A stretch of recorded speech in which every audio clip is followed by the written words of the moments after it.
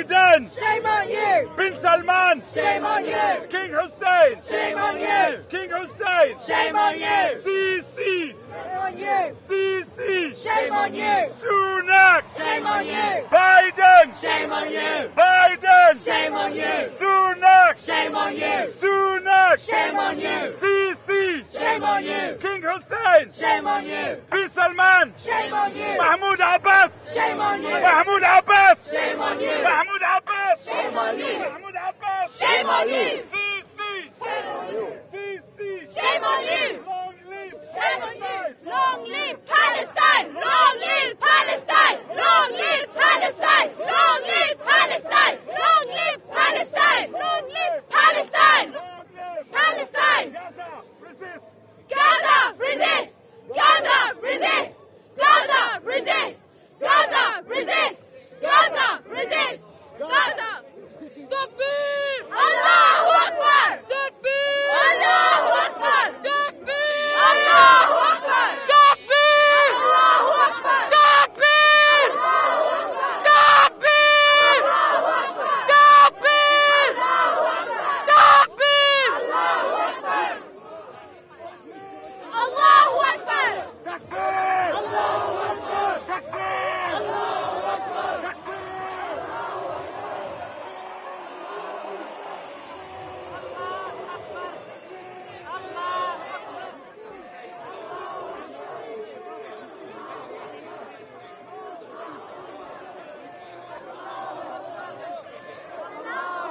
We're not allowed officers like here.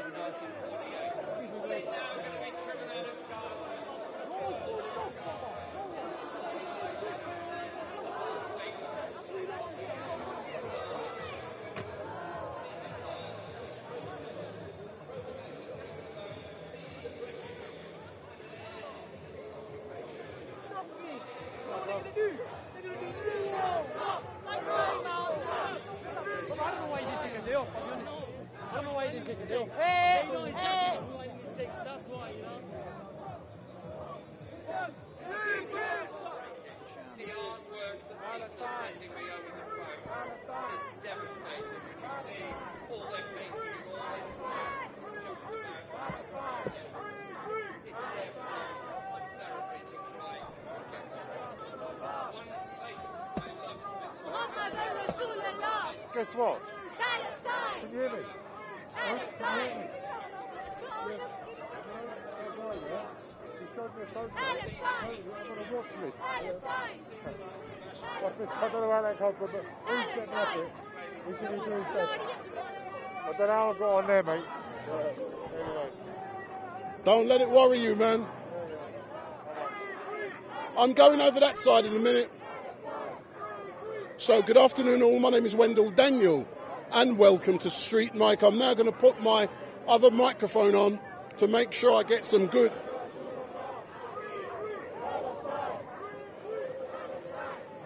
So we might see an arrest in a minute, and if we do, I'll spin my cameras round. So, no, I ain't got time. So, hope you can hear me, but my name is Wendell Daniel and welcome to Street Mic, and we're coming to you live and direct, live and direct from Westminster. And so come step forward, don't be scared. Yeah, go so on. what? Hey, listen, hold on, man, hold on. So where are you from? I'm Palestinian. Yeah. So tell me something, yeah. I'm being devil's advocate, yeah. Do you believe what Hamas did was justified? Hold on, let me ask the question. Was justified? Hamas is just trying to defend their country, bro. Basically, Israel has been bombing us, killing our children for 70 years since 1948. Free Palestine! Free Palestine! Free Palestine! Takbir! Allahu Akbar! Takbir! Hold on, calm down. Hey, no, calm down. Don't hold my team. So don't worry about that, yeah. So tell me something, yeah. The assault in Gaza has started. Are you fearful of what is likely to happen over the next few days? I don't know if my family is still alive. My family is from Gaza. I've got aunties in Gaza. I don't know if they're still alive. What is it? What is it like? Huh? What is it like having family in Gaza? It's just people. They can't leave. They can't do nothing. They're just stuck there. All right then, thanks a lot. Yeah, let me talk to them. So for those of you who are watching, my name is Wendell Allahu Akbar, and welcome to Street Night. So we're coming to you live and direct from the streets of London. So if you come forward, so tell me about what you're carrying. These are the babies that they are killing in Gaza and in the whole of Palestine. Come on. So tell me something. When you hear about and see the number of babies and people in general that are being killed, you know, what feelings erupt from your bodies? I am hurt, I am upset, and I want my country to be free. But tell me something, yeah. Have you got family back there? Yes, I do. What is it like knowing that their country is under attack? It's terrifying. Every day, every single day, I'm calling them, making sure that they're okay, that they're not dead. But just imagine Biden and all of the leaders, Netanyahu and all them people are watching. Talk to them. What do you want to say? Come round. What do you want to say? Free Palestine! That's all I have to say. Yeah. Stop the siege on Gaza. Stop killing our children and our babies and our families. Our mothers, our fathers, leave them alone. Thank you very much. Thank you very much. So for those of you who are watching, my name is Wendell Daniel, and welcome to Street Mike. And this is what we do. We go onto the streets of London. We're not in a studio. We're on the streets, and tomorrow, between 1 and 6 p.m., we will be at Speaker's Corner. Let's talk to a few more people. So if you come round, so good afternoon. So is this the first protest you've attended? This is the first one. Last night was a very dark night for the people in Gaza and Palestine. Billions and millions of innocent civilians, children who have nothing to do with this, have been dead, have been murdered. Stop this, enough is enough. But do you not blame, and I'm being devil's advocate, do you not blame Hamas for what is happening? I'm being devil's advocate. If you don't, tell me no and tell me why. So do you blame Hamas? In a minute. 1 minute. Come in a minute. Yeah, come forward. Come forward. I know it is no English. Come forward, sir. Inshallah, FFC will be free, inshallah. Let's talk. Don't be scared. Where are you from? Let me come forward. Come. You come. Come talk to me. See all of these people, they want to talk. They want fame, but they don't want to talk. So what I'm asking, the same question, hold on. The same question I asked last week at Speaker's Corner. Was the actions of Hamas justified? So come forward, sir. Yeah. Hey, listen, talking. Is that? No, don't grab. What's your name? Speak English. What's your name? Yeah, what's your name? Fundamentalist Christians. Yeah, come. Sir, if you believe I'm a fundamentalist Christian, come forward. Sir, I'm giving you the chance to say what you want. Why do you believe? I can tell that you are a fundamentalist Christian. Why do you believe that? And the problem with fundamentalist Christians... No, I'm answering it. Nobody tells me how to answer. I agree with you. Say what you need to say. The fundamentalist Christians are the worst enemies of the Palestinians because they go there performing the way of the cross and tell Palestinian Christians that they have to remove themselves from the Holy Land to make room for the expected return of the Messiah. So they are supposed to be Christians. The Palestinians of Nazareth and Bethlehem are Christians, but here you have idiotic, evangelical, Pentecostal, fundamentalist Christians making common cause with the same people who have in the Talmud said that Jesus is an imposter and a Dajjal. These Jews are the same people that these fundamentalist Christians are making common cause with. Can I ask a question then, sir? I want to ask you. Hold on. I'm giving you the chance to say what you want. You can say what you want. I'm listening. I've done this many years. He can't play games with me. Have you understood a word that I have said? Sir, I've understood, but I don't agree. Sir, let me justify. I know because you are let a me justify. Christian. Sir, I know that you are a fundamentalist. Sir, what I do love about this country is that... You are a Christian. I am a Muslim. That's what I am. Sir, don't be scared of me. I am afraid. Don't be scared. Afraid? You're a child. You're a child. I have been in this since I was 14. So can I have my say? I have given you the chance to say what you want. I want to know why you do not agree. I ask him, why does he not agree? I want to know. I'll tell you why you do not agree. I'll tell you why, sir. Why do you not agree? Let me talk. Go on. My name is Wendell Daniel, yeah, and I go onto the streets of London, yeah. I have no name. My name is Wendell Daniel. Everyone knows me. A slave name. Listen, why do you have a slave name? I agree it's a slave name. Let's agree on that. So why do you have a slave name? Shut up, let me talk, man. You must not say shut up. That's impolite. You're behaving like a fundamentalist. No, but let me finish here. Sir, African. Palestine will be free. Palestine will be free. It's written in the Quran, and you can't do nothing about it. Free, free. Free, free. At least, wait. Why do you have a European name? So that's a different question. No! Because my slave masters gave it to me. Because you're supporting the oppressor. Because my slave masters gave it to me. Remove it. At least any black man without an African name is a missing person. So change that. Sir, brother, change that. Sir, come forward, let's talk. No, you have no moral authority. Because you're supporting the oppressor. I am giving you the chance to say what you... I want to know why you disagree. But you don't listen. You don't disagree. Why do you disagree? The reason I disagree, sir, is that I have no interest in religion. I engage with every person, regardless of their persuasion.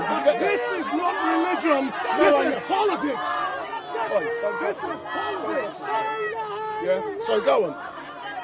This is politics. No, but I have no interest. Why are you here? Why are you here? 2 seconds. If you have no interest, why are you here, sir?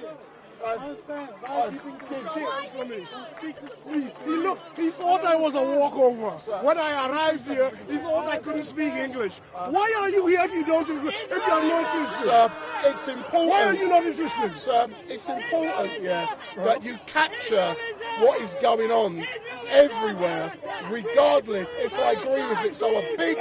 Let me done. 8,000 killed. 8,000 killed and you are not interested. Sir, 8,000 killed and you are not interested. Shame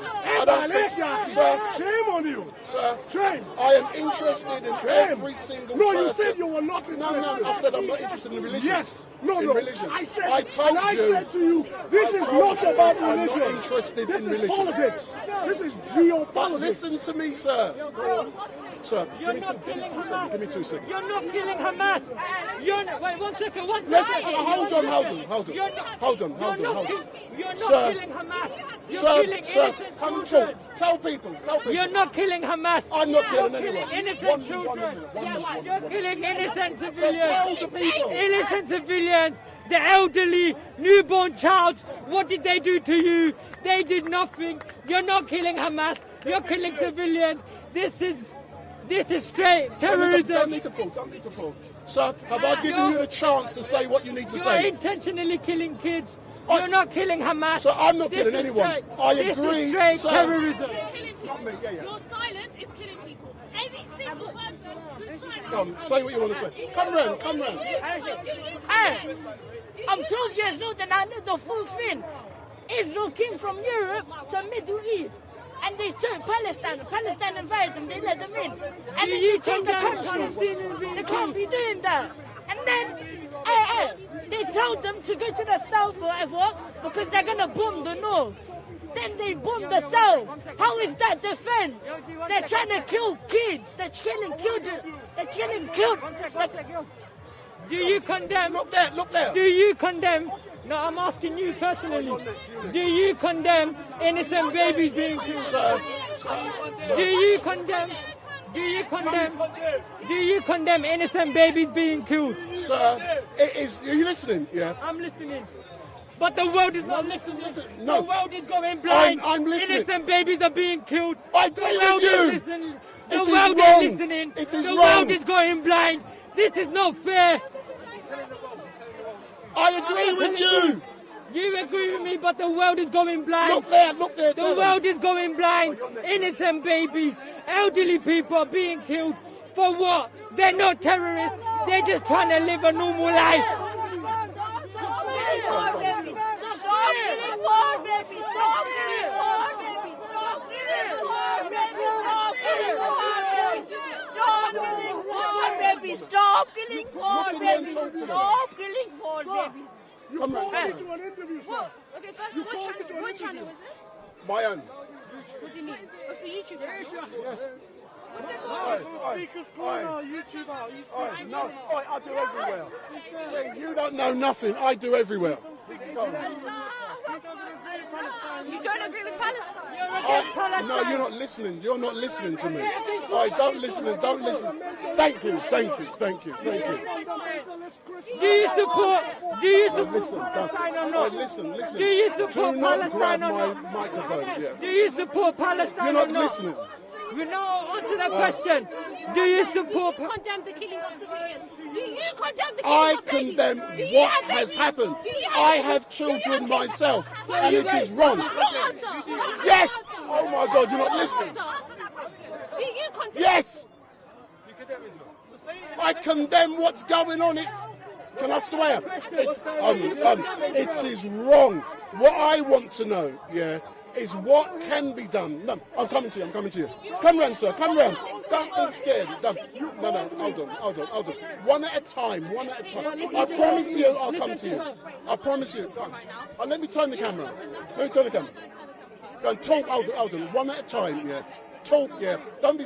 Talk, let people hear. You've said that you condemn what's happened. Do you condemn the illegal occupation of Palestine? Yes. You condemn it? Yes. So how on earth can you stand here and not see that these people are on the right side of But listen, no, please listen to what I'm saying, What I do, I go around London and I film everything that is happening. I try not to take sides. So I bring, listen to me, So I bring everything so people can, I try to be impartial. Now let me finish. I have my own personal views. When I see what's been happening, it makes me want to cry. I have children of my own. I can't imagine what it would be like to have, let me finish. I can't comprehend what it would be like, to have your country blown up, bombed, Where I come from historically, back in Africa, it's been done to us. So we can understand. But when I'm here today, I'm not taking sides. I have my personal views, but I do not take sides. You can say absolutely. This isn't a personal thing. This isn't a case of. It's not a morality. It's not a justice. It's not a I'm a journalist. That's fine. No, but there isn't a case of opinions. There's right and wrong. Do you know what? As a journalist, you should understand this is a violation of international law. International law that wasn't written by the Arabs. It wasn't written by the Palestinians. It was written by the Europeans. The Europeans wrote international law. So you as a journalist have absolutely right to say this is a violation of international law. It is wrong. There's no right, wrong opinion. It's wrong. There's nothing. What's right and wrong? I don't understand what side. Am I giving you the opportunity to say what you need to say without being disrespectful to you? It's important, that if you have your opinion, for you to say, don't do that. No, that's right.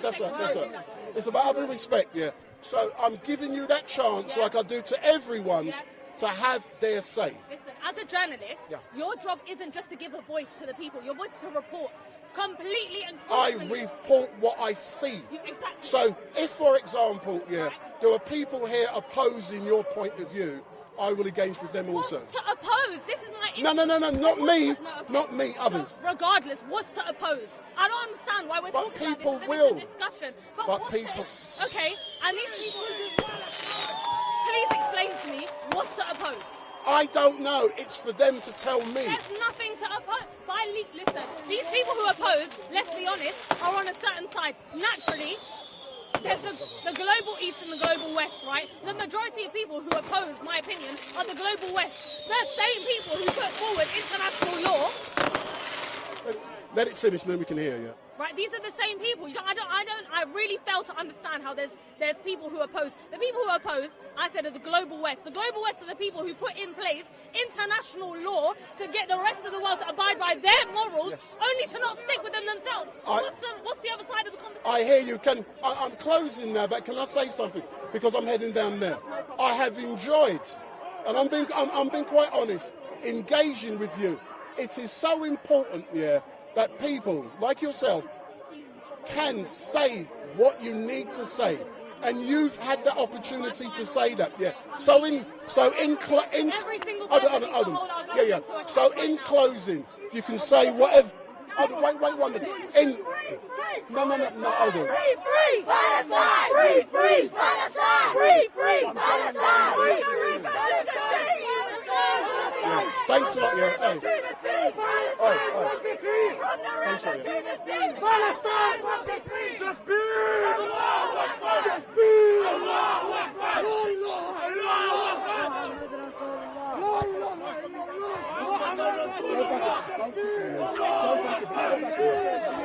Go back a bit. No,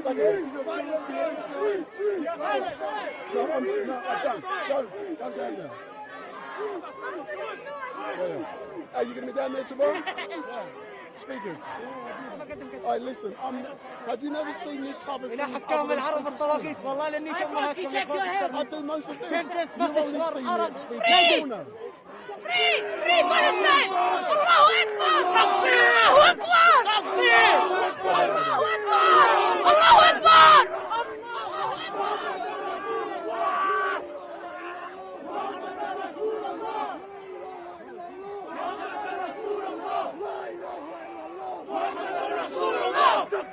Allahu Akbar! Allahu Akbar! Allahu Akbar! Allahu Akbar! Palestine! Palestine! Palestine! From the river to the sea! Palestine, rock the free! From the river to the sea! Palestine, rock the free! From the river to the sea! Palestine, rock the free! 1, 2, 3, 4! Occupation no more! 1, 2, 3, 4! Occupation no more! 1, 2, 3, 4! Occupation no more!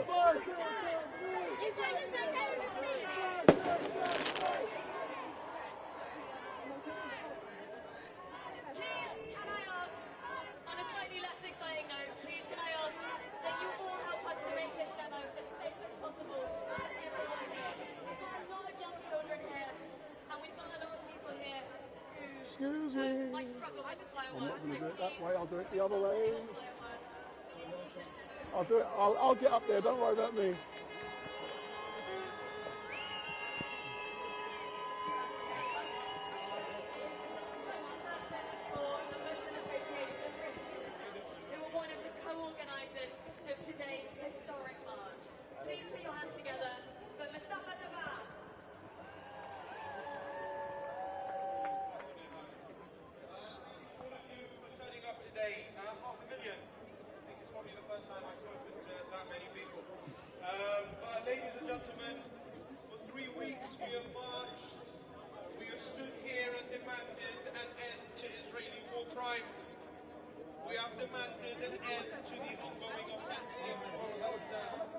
Excuse me. Deafening silence. Over 7,000 dead. Half of them children. Hospitals, schools, universities, destroyed. Entire neighborhoods have been flattened. Yet the world watches on. Our leaders remain silent. Israel continues to murder with impunity, commit war crimes, and violate international law. We are watching a genocide unfold in front of our eyes.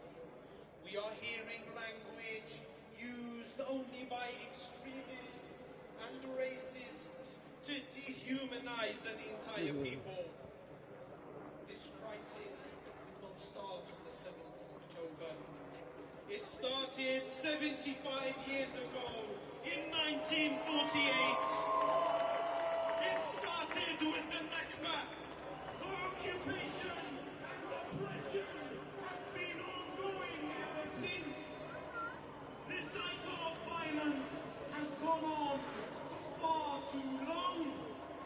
every innocent life taken is a tragedy. To our Prime Minister, to the leader of the Labour Party, and to each and every person, we are a civilized country and please in the rule of law and human rights. Your silence is deafening. Your collaboration in the collective punishment of an entire population is clear. Your complicity in the murder of a 7-day-old baby and over 3,000 children is clear. Your complicity in apartheid and war crimes is clear. Because being civilized is calling for a ceasefire. Being civilized is calling for justice. And being civilized is holding a moral compass rather than a political one. And to those standing by Israel, you are standing by apartheid. You are standing by war crimes. Sorry, there's no press in this side. Sorry. And to those, this is a public arena. To those out there who well, you can't come in here. I wasn't going in there, I'm going there now. Of Israel's right Thank to you. Don't jump to conclusions. You cannot believe that Israel has the right to block food, water, fuel, and medical supplies in a medieval-like siege and then lecture us on international law and human rights. Friends, as we stand united against the deafening silence from our government and opposition, let us be unwavering in our commitment to justice, humanity, and the rule of law. The world cannot continue to turn a blind eye to the suffering of the Palestinians. Our leaders must be held accountable for their complicity in war crimes. So let us continue in our pursuit of justice. Let us continue to demand an end to the illegal occupation of Palestine. Let us continue to demand a world where the principles of human rights and the rule of law prevail above all else. And let us stand here today and say that the time for change is now. Let us continue our struggle. Let us raise our voices. Let us raise our voices against apartheid. Let us stand together with Palestine, and together in one voice, let us shout that from the river to the sea, Palestine will be free. From the river to the sea, Palestine will be free. Thank you very much. Thank you very much. We're nearly there. We've just got a few more speakers. They're each bringing something new for you to hear. I've always thought the question of Palestine is a test for people. And there are moments when you have to make a decision. You have to decide which side you're on, or whether you're going to take the easy way out, or whether you're going to stand by your principles and take a stand. And our next speaker is someone who looked and saw and had instructions to do things or not do things, but took a principled stand. Our next speaker is an Oxford councillor who is now over one of 20 councillors who've resigned from the Labour Party in anger at what the leadership of the Labour Party has done and what it has told them to do. So I'm really pleased that she's here today, and I know you'll give a really big warm welcome. She's an NHS worker and now an independent Oxford councillor, Dr. Hosnia Jafari Marbini. Please give her a warm welcome.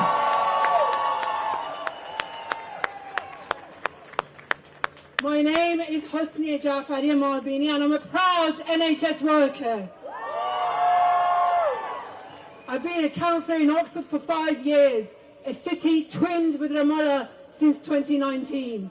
6 of us resigned from Labour last Friday. The party that talks of equality yet fails to see the Palestinians as humans. The Labour Party is led by a human rights lawyer who struggles to define indiscriminate bombing of homes, of ambulances, and a 2,000-year-old church as a war crime. The media pundits would have us believe this inhumanity started on October 7th. Tell that to Khaled Abu Sada. Tell that to Arif Abdullahi. These paramedics were killed by Israeli tanks packed with dart-like nails as they moved wounded civilians into their ambulance in the 2009 bombing of Gaza. Tell that to Razan al-Najjar, a volunteer paramedic, an utterly defiant 21-year-old who was shot dead by the Israeli occupation forces as she tended to the wounded on the Great March of Return in 2019. The siege of Gaza, suffocating its citizens of the basics of life, of freedom of movement and healthcare, the occupation of the West Bank, with children terrified of going to school in case they're arrested by the IOF, the apartheid regime, with roads that Palestinians cannot walk in their own land, did not start on October the 7th. We are all here to demand a ceasefire and an end to siege, occupation and apartheid. The supremacy of one people over another must end. Last night, Palestinian communication systems were destroyed. This is intentional sadism, inflicting not just death and destruction, but the deep psychological torture of isolation. For families, staying connected was everything. Imagine not being able to find out if your family members are alive, dead, or under the rubble. Imagine not even being able to call an ambulance. So we are here, standing in solidarity, to tell the Palestinian people that we will stand with them through this darkness, through this world-sanctioned genocide in the darkness.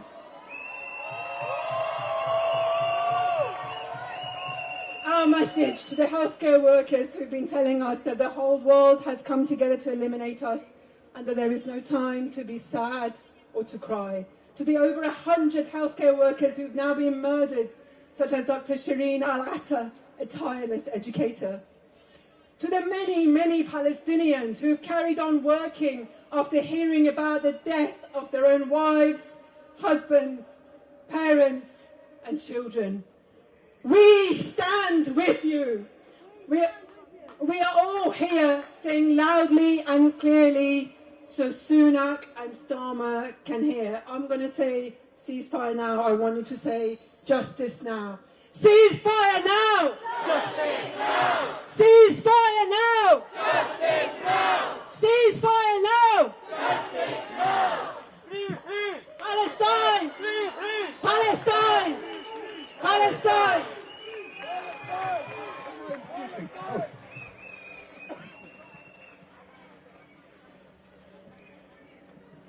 Free, free! Free, free! From the river to the sea! From the river to the sea! From the river to the sea! Our next speaker is here today speaking on behalf of the Palestinian Forum in Britain, who are one of the organisers of today's demonstration. Please give a warm welcome to Faris Tamimi.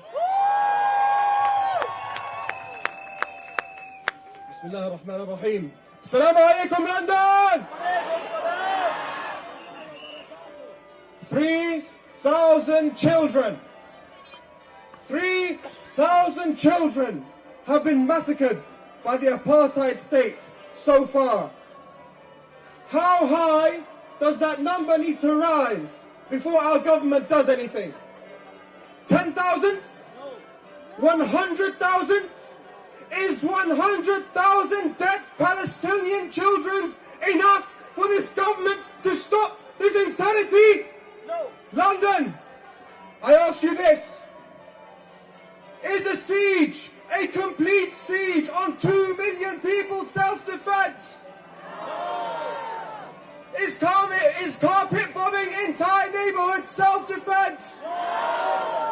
genocide self-defense!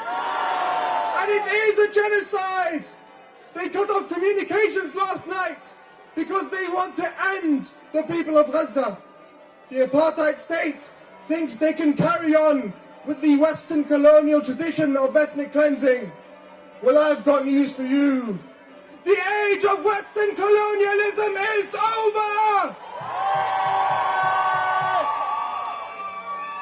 The Zionists think that they can silence the Palestinians when they sign their peace deals with spineless Arab dictators. But the Palestinian cause is alive and well. We are not going anywhere. We will not forget the genocide being attempted against us today, and we will not forgive how Western democracy stood by and let us die. And let me be blunt. Every single person that has not called for a ceasefire is complicit in genocide. Every person that spreads lies to dehumanize the Palestinians is complicit in genocide. If you stay silent as thousands are killed in their sleep, what are you? Yes, you are complicit. To all you brave people here today, standing in solidarity with us, I can't begin to explain how grateful we are. And we at the Palestinian Forum in Britain welcome you all to join us on this struggle to justice. The government wants to ban Palestine solidarity. They want to ban BDS. They want to ban the Palestinian flag. And you have shown that you will not bow down to tyranny. Raise your flags! Raise your flags high! Let them know that they can't get away with their crimes. Let them know that they will answer to the people. Let them know that they will not stop this march to freedom.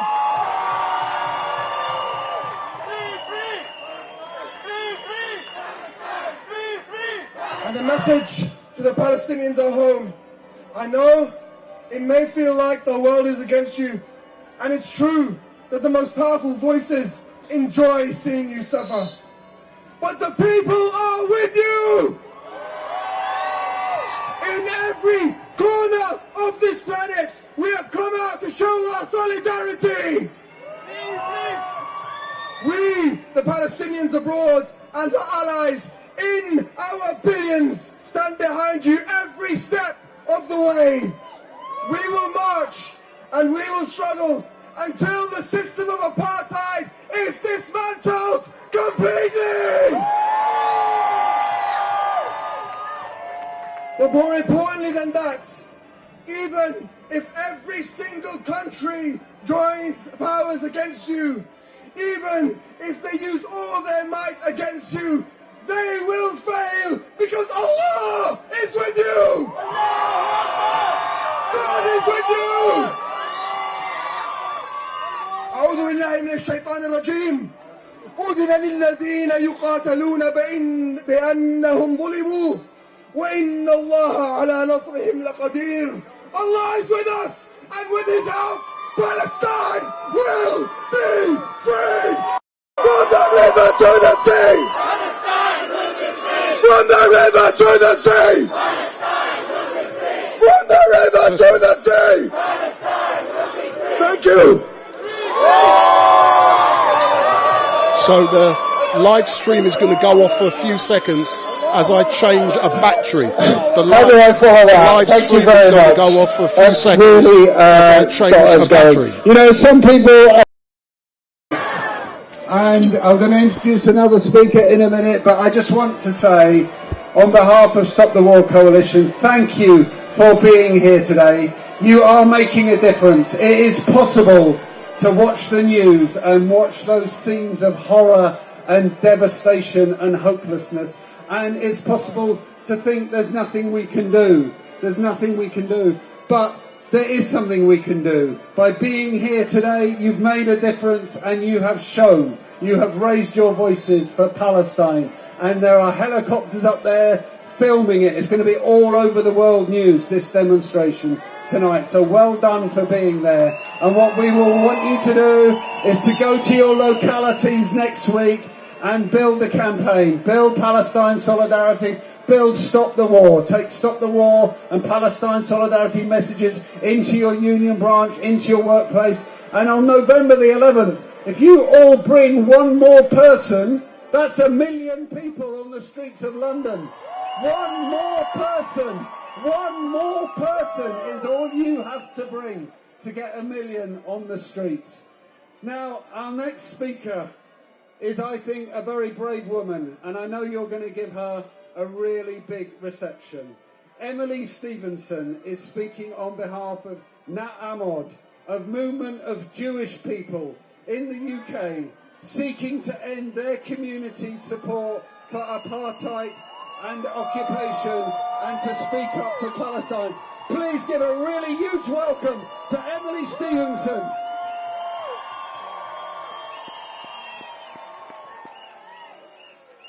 Hi everyone. We gather today at a time of intense grief and pain. I know that many of us here are mourning people that we have lost in the last few weeks, and I want to say to you, may their memories be a blessing. Last night, over 2 million people in Gaza were cut off from the world, plunged into unimaginable darkness as the IDF launched its heaviest assault to date. The news is almost totally incomprehensible. We, as NAAMOD, are horrified to see our communal leadership continuing to ignore our calls for a ceasefire and in some cases actively oppose it.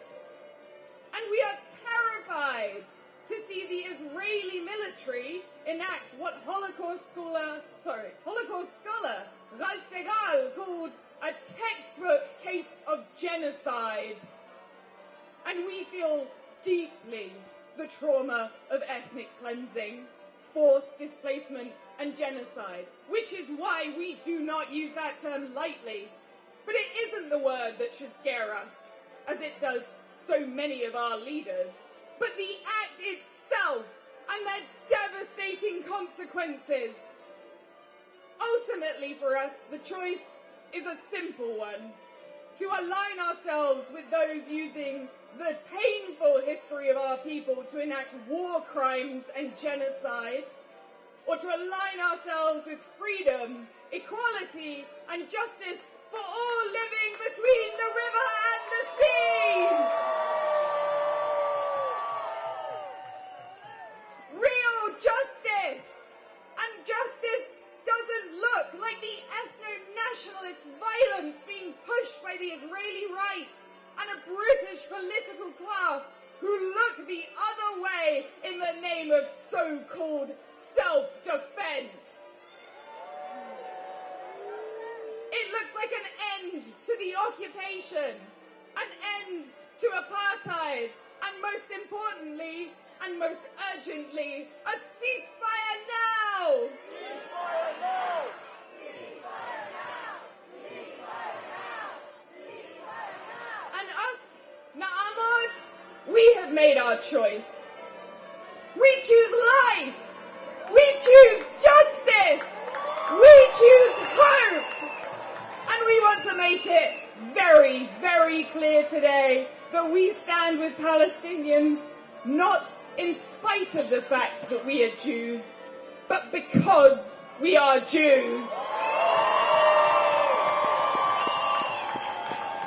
We know Jewish safety is tied to Palestinian liberation, not opposed to it, and that none of us are free until we are all free.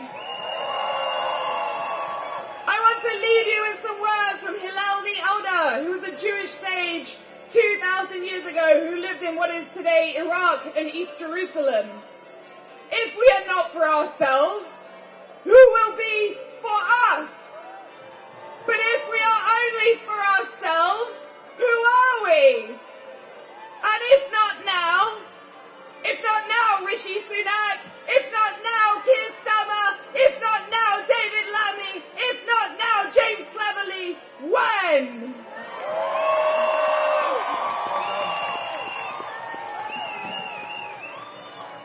Free, free! Free, free! Free, free! From the river to the sea! From the river to the sea! From the river to the sea! And in our thousands, in our millions! In our thousands, in our millions! In our thousands, in our millions! In our millions, in our billions! In our millions, in our billions! Free, free! Free, free! Free, free! Our very last speaker for this afternoon, London, he's the director of the Palestine Solidarity Campaign in the UK. Please give your warmest welcome to Ben Jamal! Thank you, Naya. I want to thank all of you for coming today, in your hundreds of thousands, in your 500,000. You know that the Palestinians need your solidarity, need our solidarity more than ever. But Palestinians in Gaza need something more urgently. They need a ceasefire, and they need it now. One more time. Ceasefire now! Ceasefire now! Ceasefire now! Ceasefire now! Now last night Israel's barbarism reached a new level when it launched a savage bombardment of Gaza and cut off all communications so that we do not know, the world does not know how many more Palestinians were killed last night. But we know this, we know before last night over 8,000 Palestinians have been killed, more than 3,000 of them children, and that more than 1,000 more children lie under the rubble, not yet counted. There is only one argument against a ceasefire. There is only one justification to say that this slaughter must continue, that this slaughter cannot be stopped, that not enough Palestinians have been killed, that this slaughter cannot be stopped even when the children of Gaza are writing their names on the palms of their hands so that if a bomb obliterates them, one part of them might be recognised and can be buried with their parents. There is only one justification for not calling for a ceasefire, and that is because you think that Palestinians do not count, that when bombs are dropped that tear the limbs of children apart in front of their mothers and fathers and their brothers and sisters, it does not matter if they are Palestinian children. The only justification for not calling for a ceasefire is that you agree with Israel's defense minister, who said that Palestinians are inhuman animals, that we, Palestinians, are not human beings. So any political or religious leader in this country who believes in the sanctity of all human lives, who believes that international law must be respected because it is all we have to safeguard civilians, will call for a ceasefire. It is the most simple and basic moral test, and our leaders are failing it. Rishi Sunak is failing it. Keir Starmer is failing it. Shame on them. I believe this, and if we cannot believe this, then people, we must give up all hope. I believe that our leaders do not represent us, do not represent the views of the British people. I believe it, and I know it because the polls tell me that the vast majority of British people are joining us in calling for a ceasefire, and I believe it, and I know it because I can see all of you, and I thank you for that.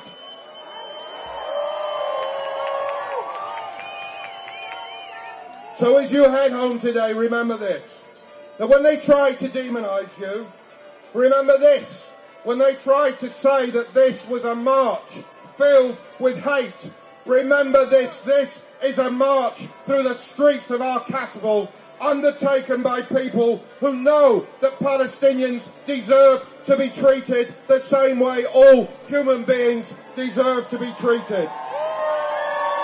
This is a march led by people who want the violence and the killing to stop now. And this is a march led by people who know that history did not begin on October the 7th, who know that the seeds of this carnage go back decades to the original Nakba of 1948, to the decades-long military occupation and to the imposition since 1948 of a system of apartheid built on one simple principle, the same principle that justifies the current carnage, that one people, Israeli Jews, count and another people, Palestinians, do not count. The horror we are seeing in the past 2 weeks is the most grotesque and barbaric extension of that mindset and that set of values. So we will not stop. We won't stop until a ceasefire is called, but then we still don't stop. We don't stop until the oppression that began all of this violence is ended. Palestinians are finally free and able to live the lives that they deserve. So next week, friends, we want you back in your towns and cities, in your communities, holding events that show that you value the lives of Palestinians, that the lives of the children of Gaza matter. Then the Saturday after, we want you back here in your hundreds of thousands in London to make it the biggest march in history, not just on the issue of Palestine, but on any issue.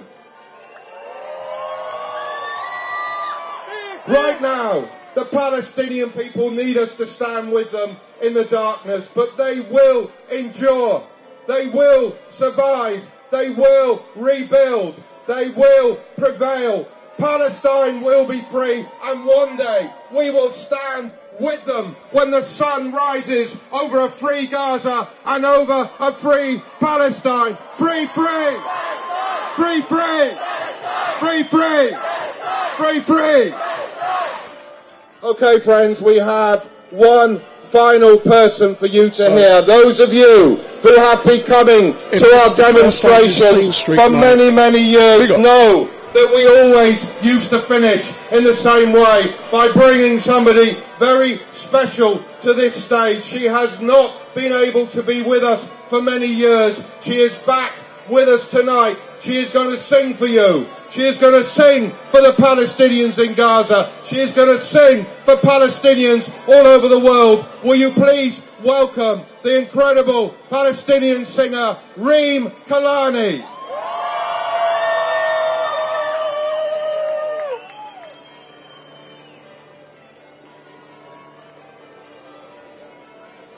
The unofficial Palestinian national anthem, dating back to the beginning of the last century. Unfortunately, it wasn't adopted by the Palestinian Authority, but it is adopted by all the Palestinian people. It is the equivalent of the South African Ose Sikelele Africa and of the Andalusian La Bandera Blanca y Verde, Maltini, my homeland. And you will sing with me whether you speak Arabic or not. Can we just have a few seconds silence before I start singing, and hopefully the fireworks will stop? Let's remember all our loved ones in a few seconds silence. Thank you.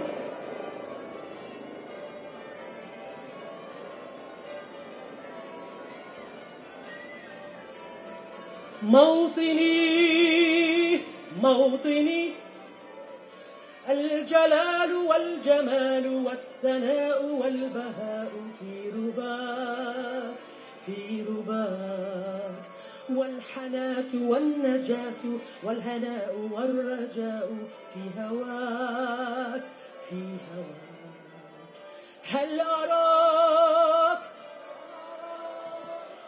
سالما منعما وغانما مكرما هل أراك في علاك تبلغ السماك تبلغ السماك موطني موطني كلاب دا دا دا دا دا دا دا دا دا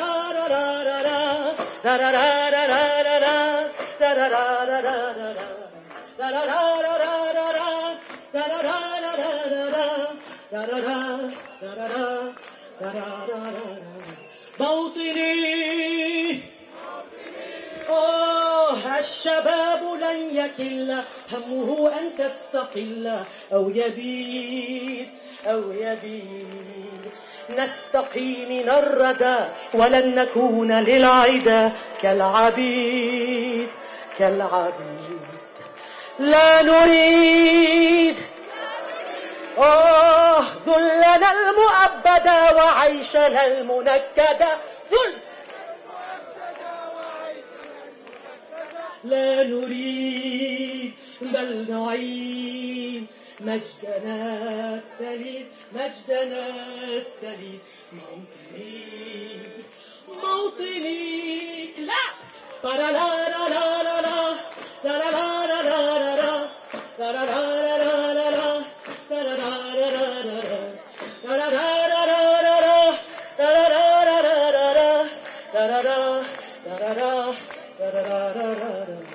موطني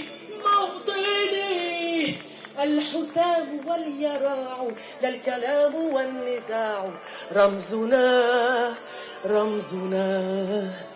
مجدنا وعهدنا وواجب إلى الوفاء يهزنا عزنا غاية تشرف وراية ترفرف يا هناك في علاك قاهرا عداك موطني all together now da da da da da da da da da da da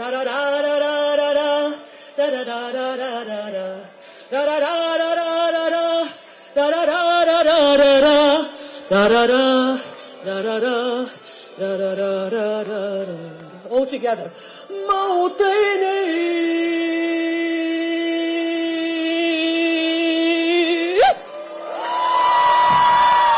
عاشت فلسطين Free Palestine Viva Andalucía Viva Palestina libre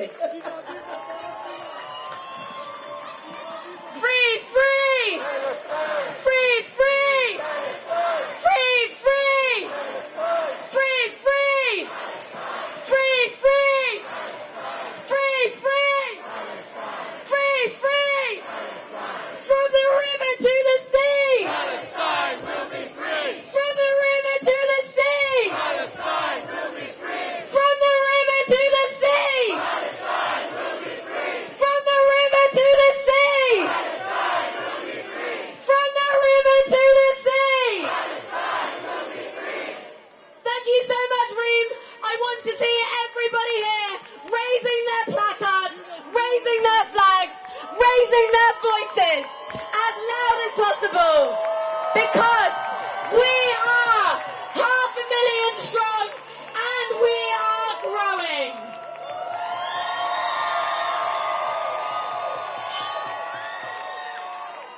Our message today for Rishi Sunak, for James Cleverly, for Suella Braverman, is that we will always be the many and you will always be the few.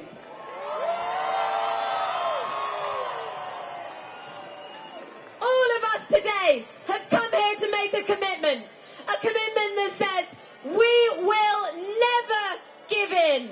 We will never give up. We will never stop protesting. We will never stop demonstrating. We will never stop organising. We will never stop raising our voices until Palestine, from the river to the sea, is completely free. From the river to the sea. Rishi Sunak, can't you see? Palestine will be free. Rishi Sunak, can't you see? Palestine will be free. Rishi Sunak, can't you see? Palestine will be free.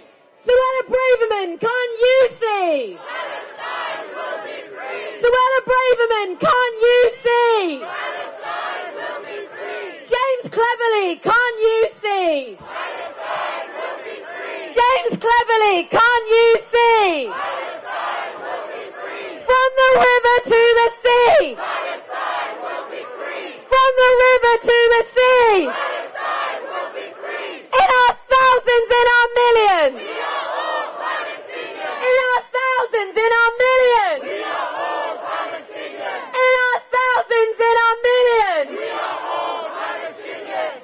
I want to leave you today with one final message, which is please, please come back out in your local areas next weekend and then join us the following weekend on November the 11th for the largest demonstration in British history.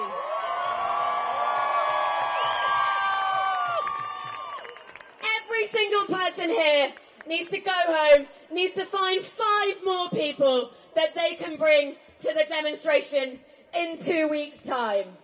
Bring 5 more people back, or more if you can, and together we can once again show the world that the people of Britain will always be on the side of the people of Palestine. So please, get home safely, make sure you stay together, make sure you've got all of your belongings, please take care, and please, please let us see you back on the streets in your local area next week and in full force on November the 11th on the streets of London. Free, free! Free, free! Palestine! Free, free! Palestine! Free, free! Palestine! Free, free! Palestine! From the river to the sea! Palestine will be free! Thank you very much.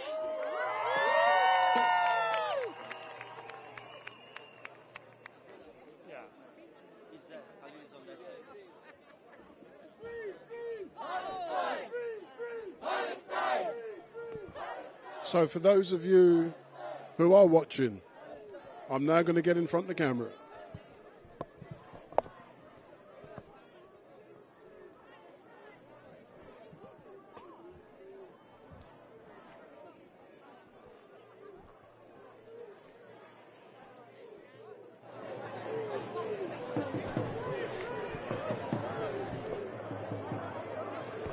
So for those of you who are watching, my name is Wendell Daniel, and welcome to Street Mike. Turn your rascal art music off. So we are coming to you live and direct from Parliament Square, where a pro-Palestinian protest has just taken place. And if this is the first time you've seen Street Mike, please remember, give me the thumbs up, make your comments down below, share and follow. Tomorrow we're back from 1 till 6 p.m. at Speaker's Corner. So we're back tomorrow, 1 till 6 p.m. at Speaker's Corner. And make sure you hit your subscribe button so that every time Street Mike goes live, you will be informed. So make sure you hit your subscribe button, switch on that notification bell, and every time we go live, you will be informed. So we're now closing down, so all I can say is thank you very much for watching. Big up! Big up!